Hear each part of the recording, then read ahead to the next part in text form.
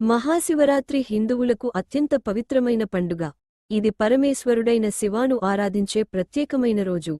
ఈ రోజున ఉపవాసం ఉండి, జాగారం చేసి, శివలింగానికి అభిషేకం చేస్తే అన్ని పాపాలు నశించి శివుని కృప లభిస్తుందని విశ్వాసం. పురాణాల ప్రకారం ఒకప్పుడు ఒక వేటగాడు అడవిలో వేటకు వెళ్లాడు. అతని పేరు గురుద్రుహుడు. రోజంతా వేట దొరకక ఆకలితో, దాహంతో అలసిపోయి రాత్రి ఒక చెట్టు మీదికి ఎక్కి కూర్చున్నాడు. ఆ చెట్టు కింద ఒక శివలింగం ఉండేది. కాని అతనికి అది తెలియదు. ఆ రాత్రి మహాశివరాత్రి.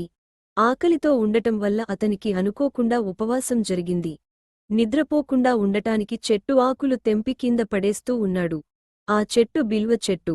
అతను కింద పడేసిన ప్రతి బిల్వదళం శివలింగంపై పడింది.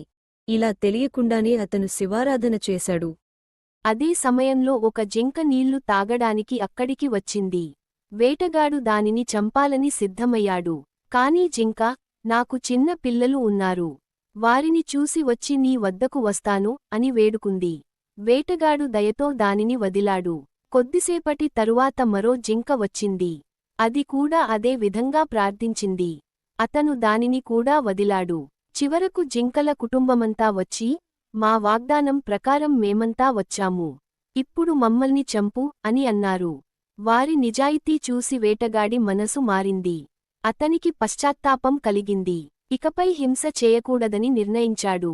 వేటగాడు తెలియకుండానే చేసిన ఉపవాసం, జాగారం, బిల్వార్పణ కలిపి శివుని సంతృప్తి పరిచాయి.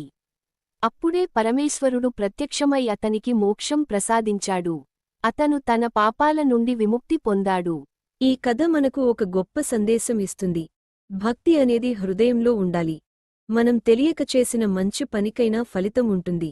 దయ, నిజాయితీ, అహింస ఇవే శివునికి ప్రీతికరమైనవి. మహాశివరాత్రి రోజున భక్తులు ఉపవాసం ఉంటారు. రాత్రంతా జాగారం చేసి, ఓం నమః శివాయ మంత్రాన్ని జపిస్తారు. శివలింగానికి పాలు, తేనె, గంగాజలంతో అభిషేకం చేసి బిల్వదళాలు సమర్పిస్తారు. ఇలా చేస్తే శాంతి, ఆరోగ్యం, ఐశ్వర్యం కలుగుతాయని నమ్మకం. అందుకే మహాశివరాత్రి పవిత్రమైన రోజు. మనం కూడా ఆ రోజున మంచి ఆలోచనలు చేసుకుని, శివుని స్మరించుకుంటూ సద్గుణాలను అలవర్చుకోవాలి. ఓం